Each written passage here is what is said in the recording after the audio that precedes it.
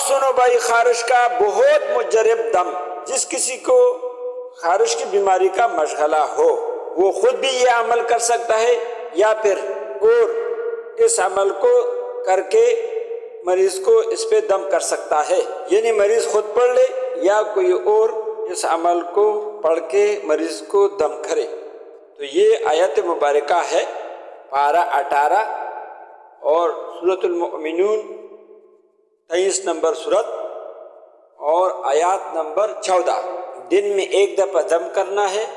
اول آخر میں 3 دفعہ درود ابراہیم پڑھنا ہے، کف بھی کرے چف بھی کرے، اور پانی پہ دم کر کے وہ پانی بھی پلایا کرے، دن میں 3 مرتبہ 4 مرتبہ پلایا کرے، دم ایک دفعہ ہے، ٹھیک ہے؟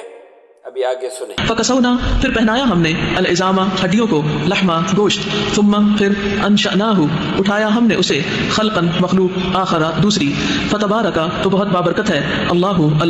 احسن، جو سب سے اچھا ہے، الخالقین، پیدا کرنے والوں میں۔ ہر روز دم کرے خارش ٹھیک ہونے تک،